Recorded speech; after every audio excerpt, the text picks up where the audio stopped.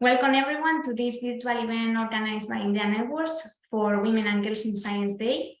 And thanks a lot for joining us. Today, our participants will discuss how to make their way in science and how to help bridge gender gap in STEM. We are pleased to count on Livia Elena, postdoc researcher at IMDEA Networks and UC3M, Dayrene Frómeta, PhD student at IMDEA Networks and UC3M, Prudence Wong, professor of computer science at the University of Liverpool, and Rosa, Lillo, currently director of the Big Data Institute UC3M Santander, and María Serna, full professor of computer science at Universitat Politécnica de Catalunya. Thank you very much for participating in this roundtable. Since time is limited, I will give the floor to each one of you to make sure that everyone has the opportunity to share their ideas and also to ensure the discussion runs smoothly. And whenever you want to speak, you just have to raise your virtual hand. And please mute yourself if you are not speaking in order not to interrupt other speakers.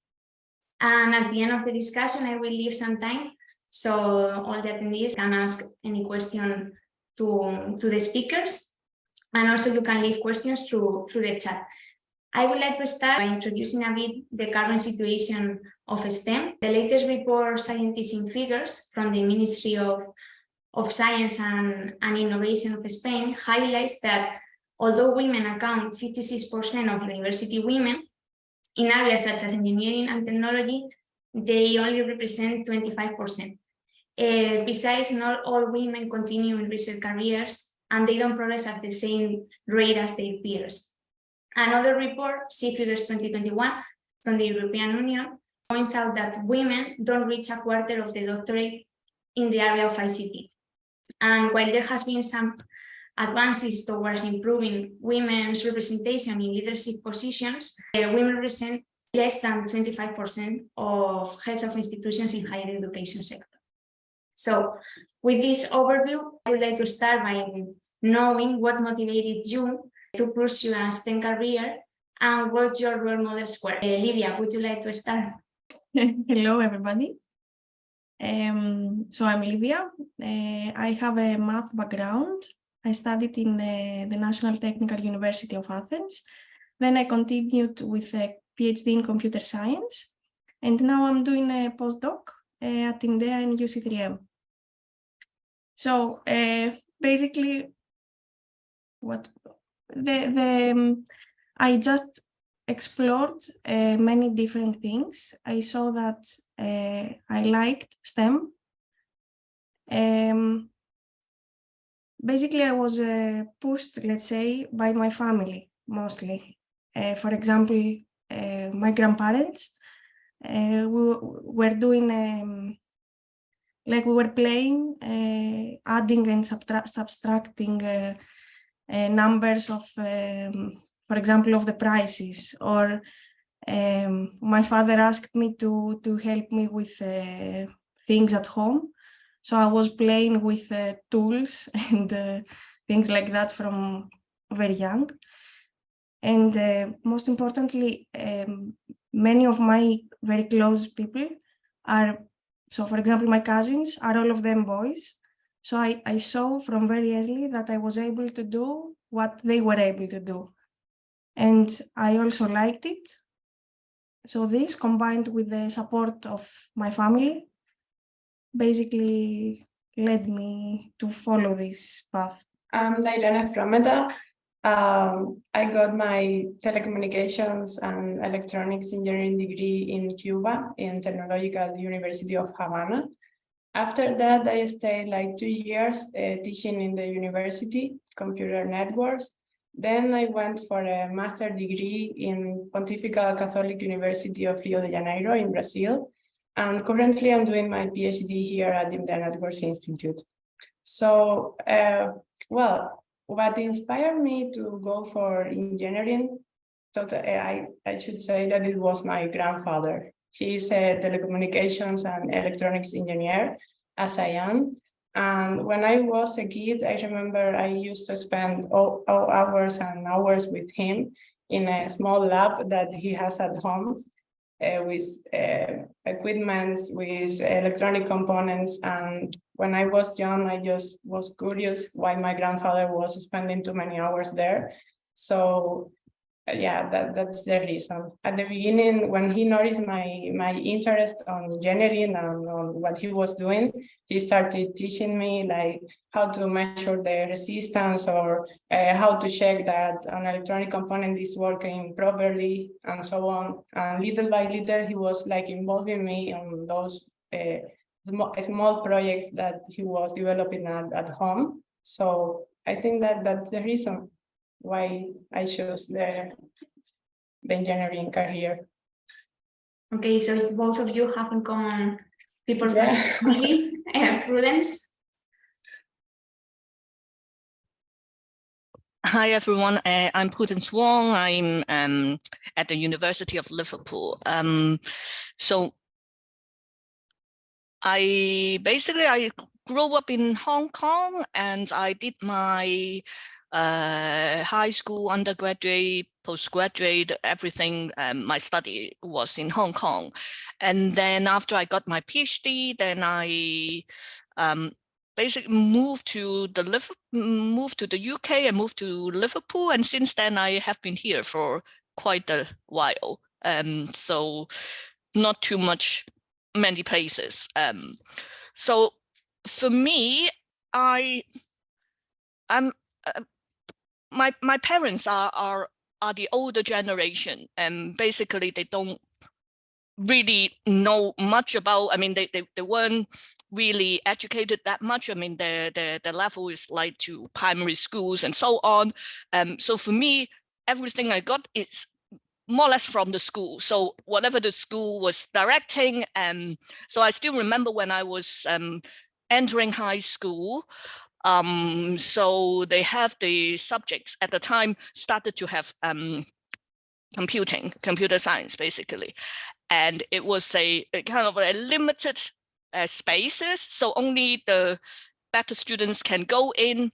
And so it's kind of like a competition. Maybe this is kind of already make me feel, oh, that's quite challenging, and let me try that. And then once I get into that and seeing, like, playing with the logics and thinking about solutions and everything, and that's very interesting. And then since then I continue that path. And also I think maths is always interests me, solving puzzles and so on. So it's kind of, I feel natural choosing that. So it's not particularly say I have to struggle to choose the path. So I think I'm quite lucky in that sense, because my schools is actually encouraging, and there's, from young age, nobody tells me what I can or I can't do, and so I just continue saying this interests me, then I tried it. Yeah, so that's, I think, is my story so far. Yeah, thanks. Okay, thanks. Rosa, do you want to continue? Okay, in my case, I study mathematics first in Badajoz, and then in Madrid, in the Universidad Complutense de Madrid, and then moved to Universidad Carlos III, in which I am going converted in professor. And now I have the opportunity to be the head of a big data institute. I liked mathematics from I am a girl, and I have the lucky to have a very good professor in the high school, Don Alejo, that teach trying to promote how to think to solve problems instead of give receipts to solve problems. I think that this is the most important problem that we have in Spanish now with the mathematics. Children or students want to solve immediately all the problems instead of think about the problem. And then I have no doubts when I have to choose the career in a time in which, for example, telecommunication engineering or the typical medicine career is more famous. I opt for mathematics because I am very convinced that is the better for me. And now I am a very lucky person in that sense, because I discovered the beauty of mathematics, and this is very important for me. Okay, and any role model? Any problem? Any role model? Don Alejo, my high school professor was very, very important in my life, because I think that you have to learn for a person in the when you are young, and during the degree in Madrid, my advisor, Professor Martin, was a role model too. But in that case, I am decide to have an academic career. The important thing is you have to have the role model before to choose the STEM career.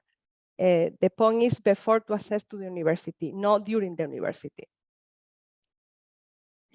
So María. So hello to everybody, and thank you for the invitation.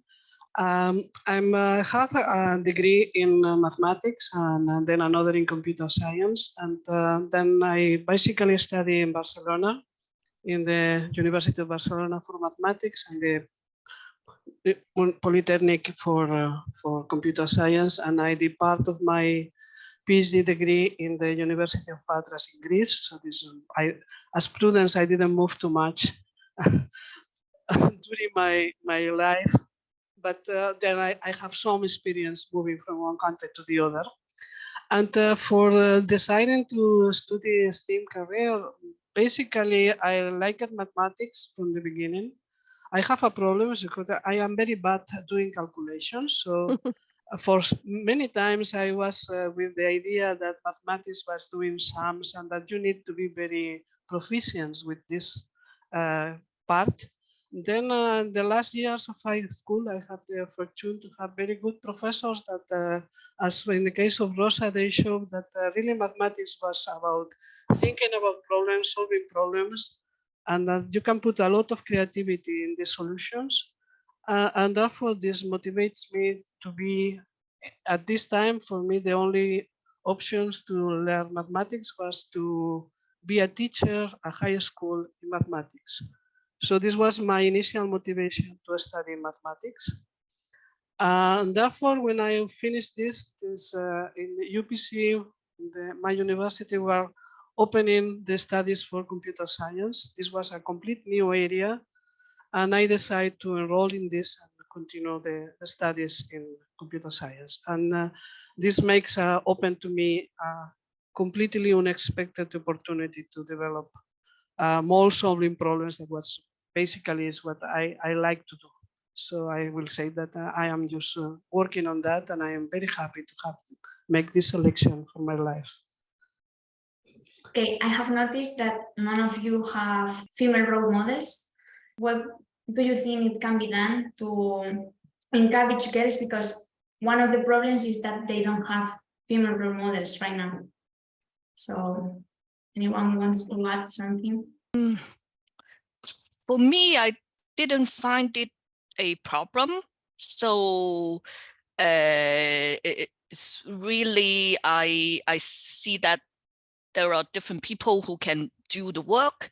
And then I think, I mean, I probably, if I put in the work, I would be able to do that as well. So at the time, I didn't really think, oh, I mean, I want to see certain kind of people to be in certain position before I think I can do that. Maybe I was already kind of told in my young age that I can do. I mean, for example, my father have my hobbies. I mean, grow the hobbies.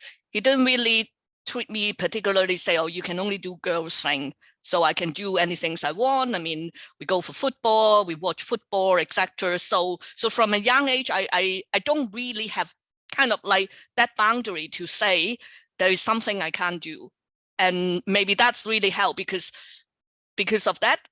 When I look at whether I appreciate certain people's work, I'm able to be seeing, as long as someone is able to do it, then I probably would be able to do it if I put in the work. Yeah. So I'm lucky in that sense, saying from a young age, I already do not have that restrictions that much. Maybe because I'm the only child in the family, so I don't really have someone to compare to. So I can really pick anything I want to do as long as it's not dangerous, and my parents do not mind. Yeah. Okay, Rosa. In my case, it's the same than Prudence. I have not experimented any bias by a young women. I had 3 sisters, and in my account, everything is very normal to share with the men in the rest of the world. My parents are not have the opportunity to study in the university, but they promote the equality and give the support, the emotional and the money support to study, to be the opportunity to live my experience as I want. I think that I have not any problems to choose my career, to choose my options or my academic career. And I think that today is very common to say that the girls need role-mate females. And in my epoch, it's not neither male and neither female. This discussion is not very common in the school, in the family. You choose and everything is okay. We have data that reflects that, for instance, what I have said in the introduction, women are still underrepresented. So there is that stereotype that science is a thing for men and not for women, or at least that's what women, girls in this case, may think when they have to choose what to study. So what can be done to fix that? Because if you are not watching on the TV female role models, or if you are not reading in a book what has been done for, I don't know. But I think that the problem is coming now, because when I study mathematics, more or less there is 50% male and 30% female. The problem is now. When mathematics, for example, is a very famous, a very recognized degree now, but not in the past, now the number of women that choose mathematics is less, is decreasing. Now, the problem to me is now, for example, in the past, computer, la licenciatura, the degree in computer is more or less oriented to the assistential. Then the numbers of the proportion of women is more or less 40%. And now when the name is computer science engineering, decrease the number of women. Then I think that the problem is coming now. I don't know exactly why, but in the past, obviously, always there is less women than men in the classical engineering. This is obvious, but not in the another STEM studies as mathematics or physics. But the problem is more urgent now. It's more evident now. But maybe that problem came because they have realized that they can earn more money, because in the past there were a lot of women, and now you have told there has been a decrease of the number of women in these degrees, If I can say something, I believe that we have an experience. We have this informatics engineering degree with basically 40% of women, but we started 2 other degrees, one in data science and the other in artificial intelligence. These 2 degrees has not the name of engineering on the title. And therefore, for the data science, we get the first year 50% percentage of women. Now it's dropping to 40, but probably 40 is correct because will be similar to mathematics. And the artificial intelligence again growing to 40%. So in this same direction, we are slightly improving the number of women in the engineering informatics because more girls are looking to these studies, and therefore they say, okay, there is no so big difference between data science and informatics engineering, and they apply to the informatics engineering, but they have to look inside because just the name makes that socially some people will not look at these studies because they say, oh, this is engineering, this is not for women. Still, this is a problem in general, I believe. Okay, so changing the name of the degree, you mean, right? In the name of the degree, I believe that we will attract a lot of women. I think also we should be able to say to them that what we are really doing is pushing the technological basis for future social developments. I think that this for girls is not known at all. And these social motivations are very relevant for girls. And joining technology with social motivation will be a good idea to attract more women, I believe. I don't know, what do you think about that? I have already listened to another professor of Universidad Politécnica of Madrid talking about the same, that if you change the name of the degree, you experience an increase of the number of women who apply for that degree. So I don't know if that's the solution.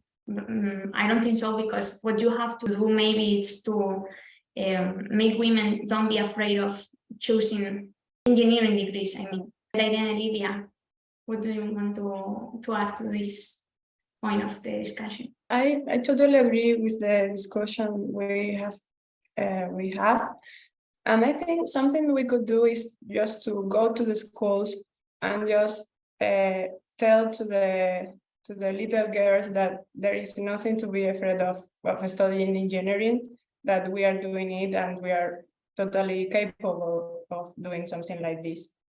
And also, as Maria mentioned, just to join the engineering with the technology and the positive impact that it could have in the society. So they can also see this part, that they can also contribute to a better society by choosing the engineering.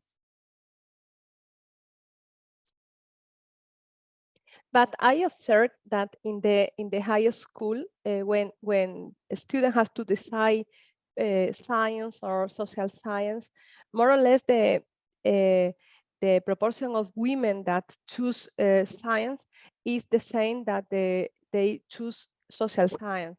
And also the better qualification is for women instead for men. This is a fact. The problem is when they have to choose the degree. I don't know if the word engineering that they are scared, or is the qualification for the future. I insist in the example of mathematics. I think that the qualification of women are better than men, and then there is more men in mathematics than women, when the salary is better now because there are lots of possibility to work if you have a degree in mathematics, and the opportunity and the social recognition increase in mathematics. Then women don't choose mathematics. when the proportion can be 80% because the qualification are better for women. Then I don't know if there is a psychological aspect that we are not able to identify in women. This is my point. I don't know why this occurs. Okay, as you are saying, Rosa, I don't know why, but it is obvious that the labor market is demanding that profile. So maybe that is the reason why men are choosing that degree. I would like to move on to another important aspect because time is running out. And I would like to know if, as a woman researcher, have you experienced any obstacles during your professional career? And if so, did you realize it at the time or later? Yes, so in my case, what happened is that many times I felt like I'm not taken very seriously by colleagues. For example, in meetings or in general. Or the environment, sometimes it was not very, let's say, friendly. But on the other hand, scientists are part of the society.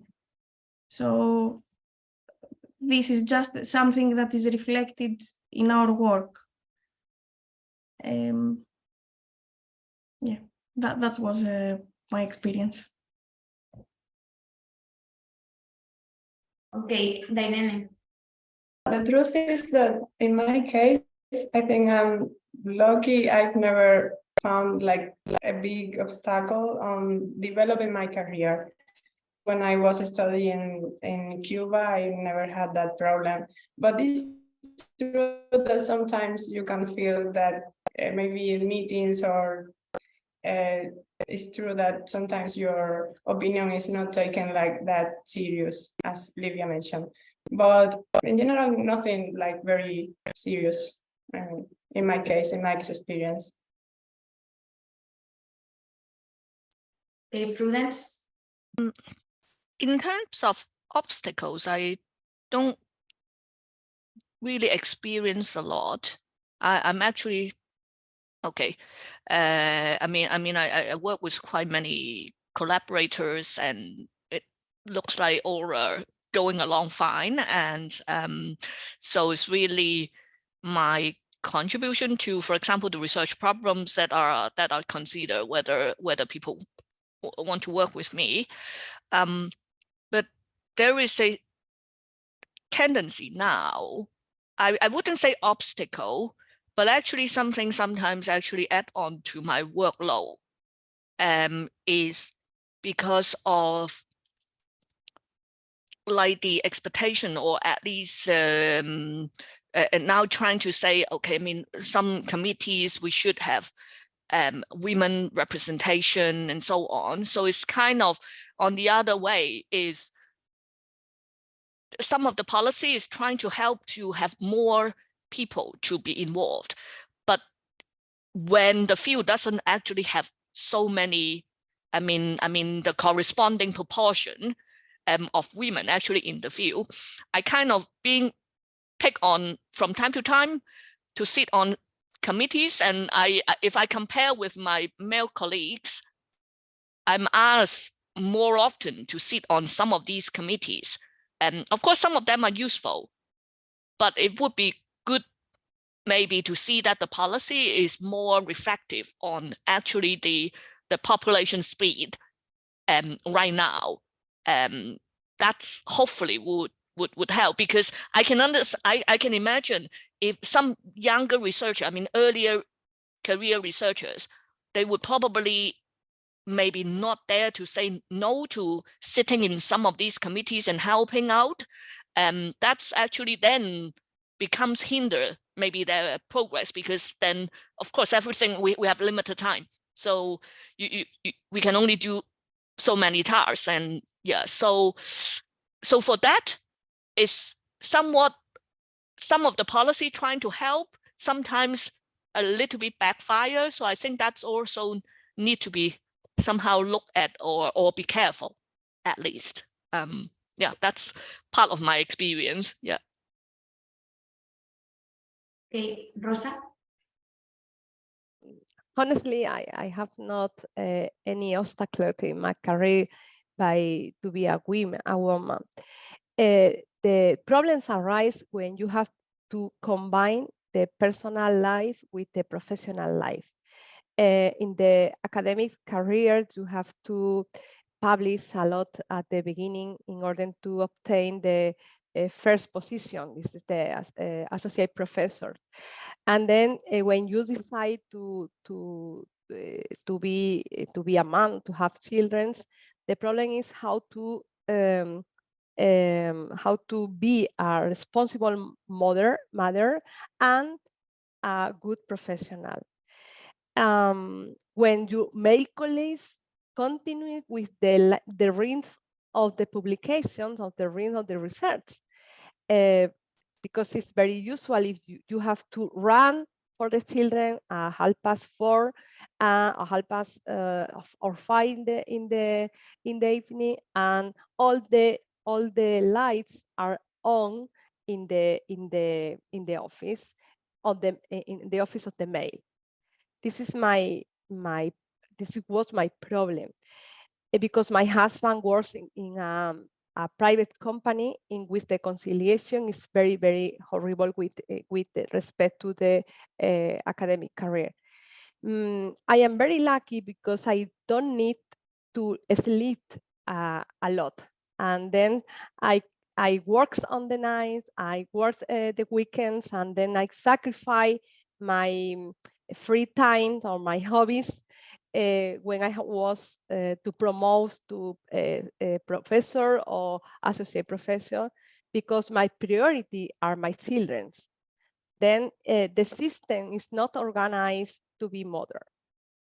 This is the problem. Now in my university, there are measures in order to the maternity don't stop the curriculums in women, but all the measures arrive when late for me, when I was a mother.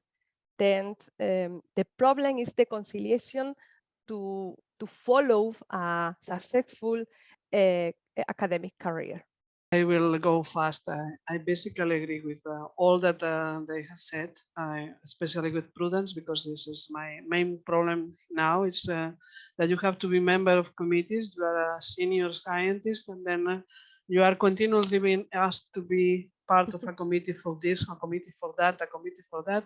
And you know that this is because there are only 4 or 5 people women that can be there. And this is taking a lot of our time. And but of course, this means that we are trying to get to the 50% when we are at 10%. I expect that in 10 years we will be 40% full professor at university women, and therefore this will balance.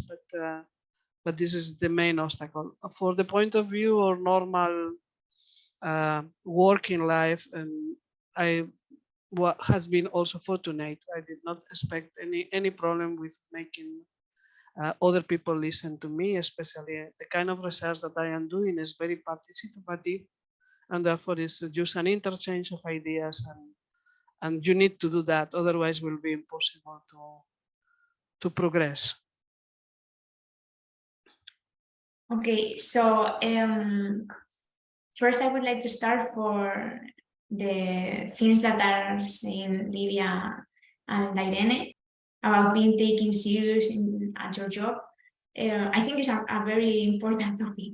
So do you think that is there any way of making them aware of how you feel? I mean, because maybe sometimes they are not conscious of what they are doing, because they are very installed in the idea of making other colleagues included, but in fact they are not doing that. They are speaking without giving you the opportunity of asserting your opinion. What do you think? In my opinion, it's very important to understand that all of us are part of the same society. So yes, a very important factor in my opinion is that if we had more conscious and aware colleagues, male colleagues, for example, at least for my experience, it would be easier. And also, on the other hand, to try to make girls not be afraid of that. So try to be stronger through that experience at the end.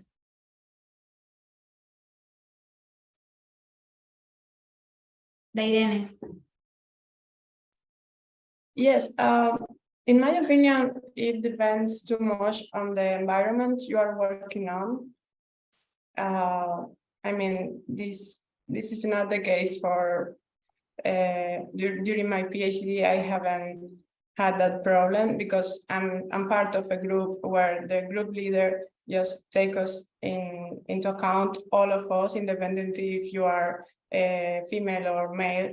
What counts is your contribution or the work you are doing. If you are able to do it well, it doesn't matter if you are a male or a female. So it depends too much on the environment you are working on. In my opinion, what you have to do is just to make them know if this is happening, to make them know that you have this opinion and you have this idea, and just don't stop sharing what you think because of that situation. You should just continue to sharing your ideas and to try to defend them and try to explain to them why this is important and why you are proposing this. This is my opinion. Okay. Talking about motherhood, I would like to know if, in your experience, do you think that it took you longer to be promoted in comparison to your male colleagues? Because it is related to what you have said, because you have to stop your career to be a mother. Because if you don't have work-life balance measures in your university or research center, you have to stop everything and be mother for a period of time. So what do you think, Rosa? It's not my case because as I commented before, I use the night to try to don't lose the line of publication. But it's the case of most of the women in research, because the research implies that you have to have time to think, time to organize all the papers, and beside the university you have to teach. And then is the usually most of women that you have a slot in the CV in which you are decreasing the productivity in research. This implies that you need more time to obtain the accreditation of associate professor or professor. This is a fact. And nowadays in the university, there is a measure in which when you are mother, you have 2 years in which you are able to reduce the workload in teaching at the middle. Then you have to present a CV, a project in which you explain what kind of research you want to do. And I think that this is very good measure because it's very positive for the women that want to follow with the promotion. But this is a measure of the last 8 years. And the rest of the women that are older have to suffer the maternity gap. I have no children, so I did not personally suffer this problem, this situation. But it's clear that this has been a handicap for many years, because a woman in my research group had the problem, so I'm conscious of this. Unfortunately, the university and the accreditation agencies are starting to take this into account. And I believe that they will find good possibilities to balance in the future, that you can be a mother and continue doing research, probably by doing less teaching or some other way to balance, and you are saying on that. Most of the agencies in Spain focus on research, having account the maternity period in the CV now. You have to detail when you are mother, and then this implies that you are more younger than the male in the same situation. And this is a measure to try to balance the CV between males and females that have children. Okay, and do you think that it is better to work in academia or in the private sector? It's better in the academic. I have a lot of experience with friends and my husband in the companies, in the private company, and in that situation, the career of the women is very, very impact for the maternity. I would prefer the academic research. You can spend more years, but usually you are right. Prudence, would you like to highlight something? Yeah, for the comparison for academia and industry, I think certainly, I mean, so far I still think academia relatively is slightly easier to make the balance in the following sense, because I think still probably many institutions are not necessarily forcing very fixed working hour, so it's allowing some flexibility in the working hour. Of course, I mean, when you teach, then you have to be teaching. But I think, at least in my university, I mean, there are really like trying to have like better time in terms of, for example, we are organizing seminars. We think about what time of the seminar actually will suit more people in terms of their other commitments as well. So I think there are definitely things that universities are doing. I'm not entirely sure about the industry. Maybe there are some large organizations doing that, but probably not all. I mean, it's more difficult. I think if the industry, it's usually is more competitive, right? So that really the revenue will determine life of the company. There is less room, I believe, to be more flexible. So in that sense, I'm pleased that I'm in academia environment, and my research environment is also quite supportive as well. So I'm quite pleased about that. Yeah. Okay, and you have been talking about measures of your universities. So I would like to know from your experience, and if you can give us some examples of measures to promote gender equality, promoting female talent, and achieving work-life balance measures. I was not aware of such measures. I'm just very grateful about my advisors, both my PhD and my postdoc advisor. And so they gave me many opportunities to grow, both professionally and as a person, through this experience.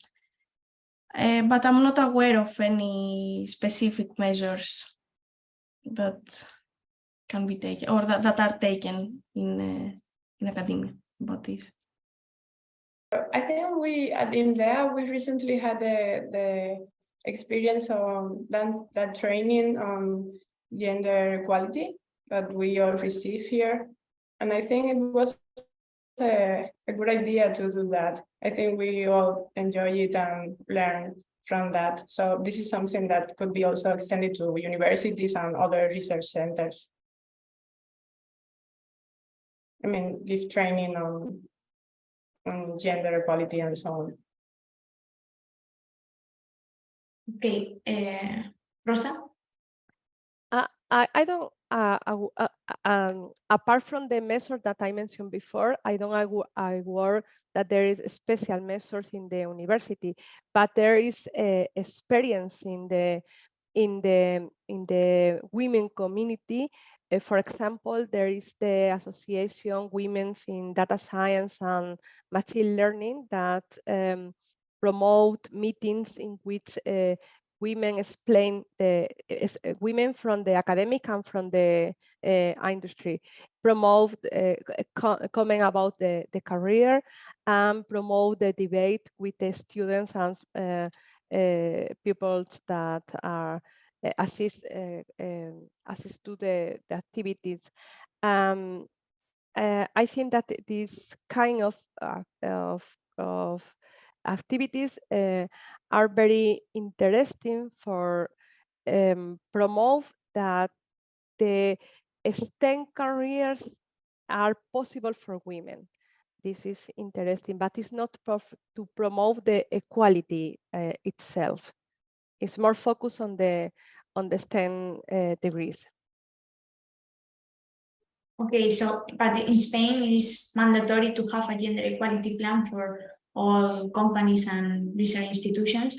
So, Maria, is there any measures right now in UPC that are being yes, taken? there are several, but essentially UPC started with these equality plans, I believe 2007 or something like that. So I believe now we are running the fourth plan. This 22 to, I believe 25 or 27. This just started the fourth version last year.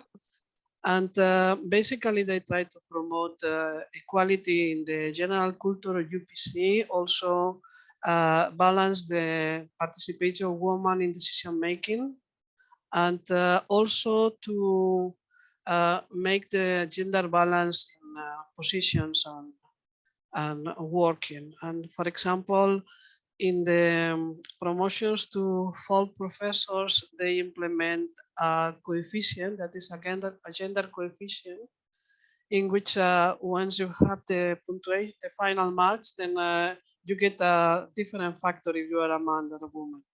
And this makes that even in under some basic minimum that everybody covers, then you are promoting more women than men. And they hope that with this starting, we'll start to rebalance to have at least at the highest level the same proportion that in the middle level of the career. So at the moment we have a very low percentage of full professors compared to the professors, and therefore with this measure is slowly increasing this percentage, and this is one real thing that is working now.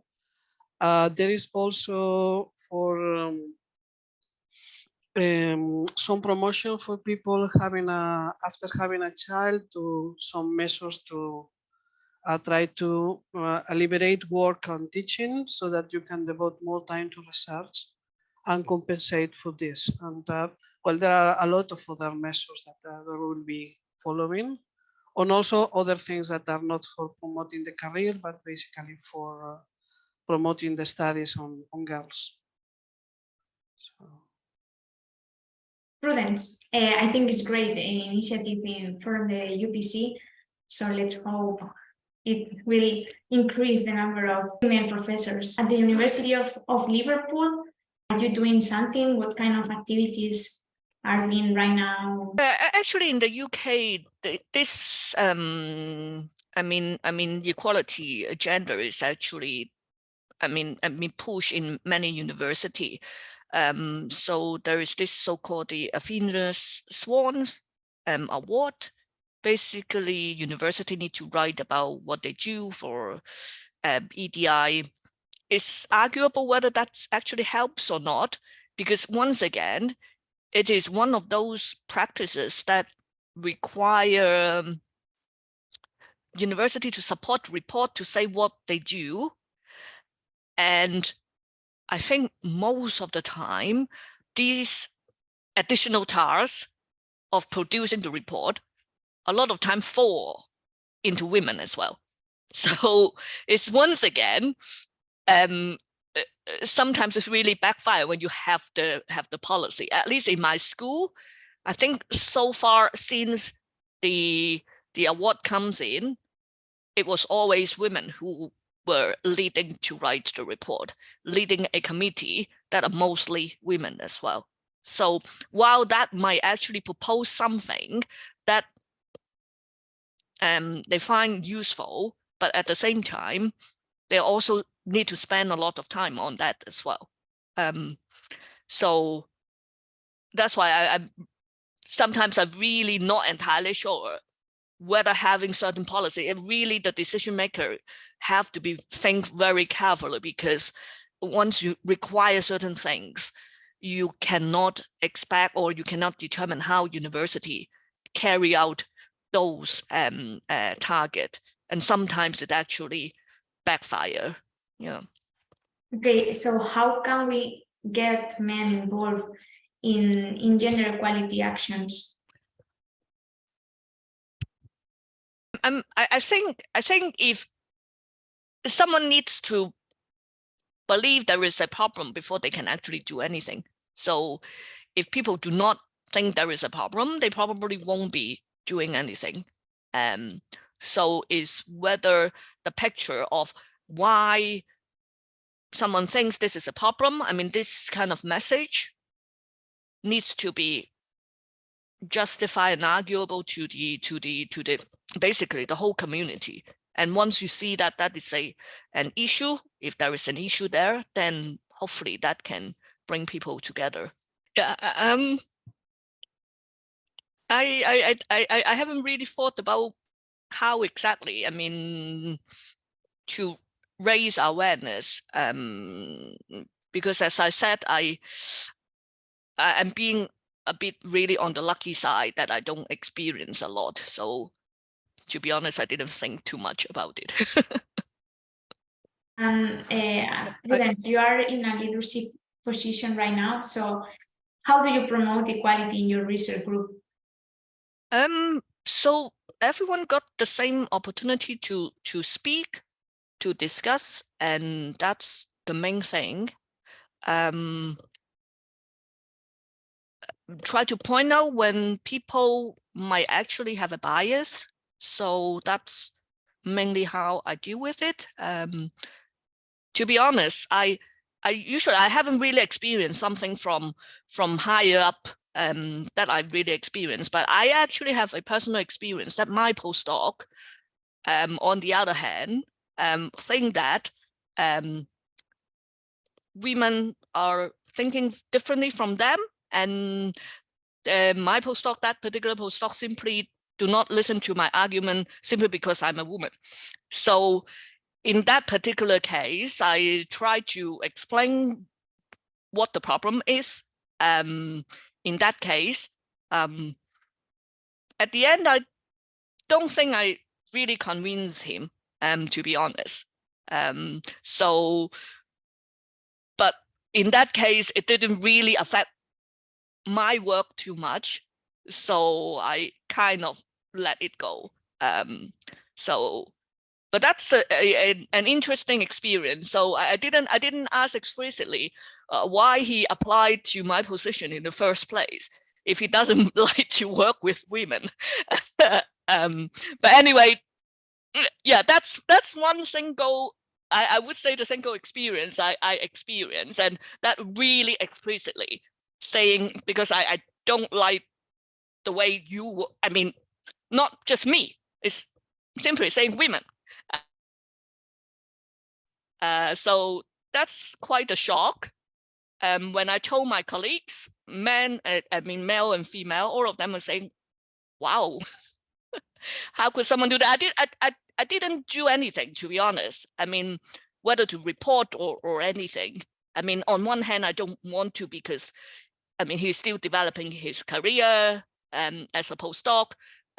maybe the other way around, I probably will be reporting. So that's one experience I try to remind myself. I mean, if anyone really think of these, then I just have to point out. I mean, if you point this out, this is a problem, and people don't see it, hopefully people around will be telling them that this is not the right way to think. Okay, thanks for sharing. Yes, of course, I think that it is important to point out this as a problem so everyone can be aware of it. Rosa, you are also director of a research center. So when I have to hire someone, I choose the best person for the position that I have to fill. I don't see the gender. I would like to more women apply for the position that I offer, because they are a position of postdoc in mathematics, statistics, computer science, telecommunication. And the truth is that the proportion of women is less than the proportion of men, but I choose the best person for the position. Once hired, I treat all the team with the same care. I don't distinguish between in function of the gender. I don't write any rules or any conditions for women or for men. For me, all the team is the same, independently of the gender. I have no problem until now with this. And now I would like to know, Livia, Dayrene, this one is for you. If during your studies, did you have a mentoring program that listened to your needs and concerns and allow you to develop professionally at the pace of your male colleagues? In my case, no. So again, I'm grateful to both my advisors and to some of the colleagues. Some other colleagues gave me very valuable lessons, but no, I'm not aware. I had not such a program. Okay, Dayrene? Yes, in my case, I didn't have any mentoring program neither. All the mentoring I have received during my career have been also from my advisors during the university, and then the master, and now the PhD. And of course, also from some colleagues, as Livia mentioned, but no special mentoring program for developing my career, just the advisors. Okay, and do you think that would have been useful for you and could have made your life easier as a STEM student? Yes, of course, it could be great, but I mean, as long as your advisors can give you this mentoring, for me it worked fine, you know. Maybe having a special mentoring program would be great, but as long as you can get this from your advisor, for me it worked fine. Yeah, the same for me. Okay, and now I would like to move to the final block that is oriented to measures that can be taken to promote STEM vocations. So based on our discussion, what are the next steps for moving forward? What do you think can be done to encourage more girls to study STEM degrees? It's a very complicated question to answer, I think, because universities and society in general are very interesting that the gender gap is not applied to the STEM studies. And then teachers, for example, in the universities offer to the high schools activities, workshop, gincanas, activities in general to promote this study in women and in men too, because we want the best students. But I come back to my reflections. I think that the girls now choice with a total freedom, and the choice are the choice that they want. I have a colleague that published a paper in which they prove that the choice of the girls are they are not motivated for the for money, for projection. They are motivated for a psychological aspect, and in fact there is not the gap between the election for STEM studies. I don't know if we want to insist on this question. I think so. That is very necessary for the society in general. But I don't know how to how is the best option to try to motivate girls in the high school. I involved in several activities.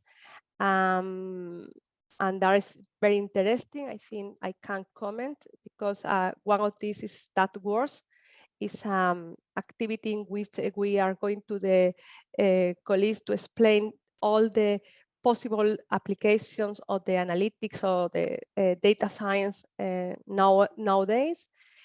And in the university, we have now the Agincana focus in data in general. And this is for high schools students, in which we want the head of the team to be a girl. This kind of activity promote, we are very happy to participate. The results are very good, but I don't see if this kind of efforts can be changed the choice of the girls. Now I am going to put in the chat the two activities in which I involved, because if there is anything interesting in participate or that we are going to the high school, let me know. Okay. Well, I will say that it's very difficult to tell what are the good measures. And looking at the chat, basically, because sometimes we don't know really why people were not successful. So we are trying to do measures for, as Carlos is saying on the chat, from people that is successful in the career and try to attract people there. But maybe we are not really so aware of the problems that are facing the girls that did not succeed in the academic career or did not succeed in the studies. I believe that there is a big problem that is this, as Rosa said, this make this able to work together with family life, and I think this should be better educated at the school, so that the roles in the family should be more balanced. I believe still, after many years of teaching equality, the implication in the family life is still much more higher for women than for men. And therefore, I believe that the balance in this area, even for the new generations, will help a lot to take decisions that are free of this war. The other thing will be also, as always, to confer what are the final objectives of technology, because I have the impression that at high school, the girls look at this and say, okay, those are just making games, and some stereotypes that you can find on TV and on TV series. And probably they will say, I will not like to live like that. And maybe we should have a very good TV reporting the usual work of a STEM career. But I think this is of course an ideal thing and very difficult to achieve. But I think that it's very little know about what is the life of a woman in a university, for example, of a woman doing research in engineering. So And I'm going into this direction because basically the environment and we are moving in this meeting. And probably to provide new roles of people doing this kind of work might help girls to take this into consideration when taking decisions. I believe that is a very complicated problem. No good solutions yet. Well, yet, as you have said, we are moving forward to trying to avoid the stereotypes in STEM, but it remains to be done a lot. Dayrene. I just would like to add that, I mean, to propose a solution to this problem, let's say, we first need to understand what is going on. I think that the first thing is to understand why girls are not motivated for going for STEM careers, because maybe the reason is not unique. Maybe there are different reasons, and each of them has to be treated differently. And yeah, that's my thought about that. We should understand why first. Prudence. Yes, I think I agree. And actually, I see on the chat a question about the survivor bias. So to kind of say, I think that's actually a good question. I mean, definitely a valid one. That's also echo what María was just saying. We need to know what the problems are or why some girls aren't motivated. So, and that might actually not be quite useful talking to people who are already know their route quite early and so on. So not knowing actually the problem. So, and also maybe when we say motivate people to STEM, we should actually motivate, actually really be inclusive, because I think there is also a tendency that I really don't know. I mean, at least in the UK, I feel that it's not only just girls. I mean, basically there are few people who find STEM is important or think that it is important, or they want to go into that. This is a little bit, seems to be ironic when people are actually touching technology, but then don't seem to see that is something important. So I think really be able to motivate in a general sense might actually be helpful, because that also gives us the platform that we are not only just helping one group, but we are actually trying to promote it to a really wide audience as well. In this discussion, I mean, some people talking about it won't lead to anything if only women are involved in the discussion. We need to have everyone to be really participating, and men and people in different subjects areas as well, to be honest, because then you might actually to find out why some people are not going to STEM but going to other areas. That might actually help as well. Thanks for giving your perspective on the topic. And now I'm going to start with the question and answer session, because we have 2 questions in the chat, and I don't know if someone else wants to ask you questions. So, Jose Luis, well, you have already answered Carlos, so I'm going to move to the one Jose Luis is telling us that I think gender quotas were useful at some point, but now I think that what pay off is to continue cultivating good talent and promoting the best professional profiles, regardless of whether they men or women. Innovation has no gender, neither do the best ideas. As academics, should we eliminate gender quotas? So I don't know if someone wants to answer him. I agree with Jose Luis that the quotas are necessary until some point, but I don't know if we arrive at this point, because depending on the area, the number of women are very, very few. For example, now it's very usual that in most the important meetings that I have, I am the only woman in the committee or in the meeting. Then I think that for the promotion of person, for example, in the university, it's necessary to maintain the gender proportion. I think so. But in other aspects of the research, I think that the quote are very bad for women and for men. I don't share that it's necessary to maintain the quote.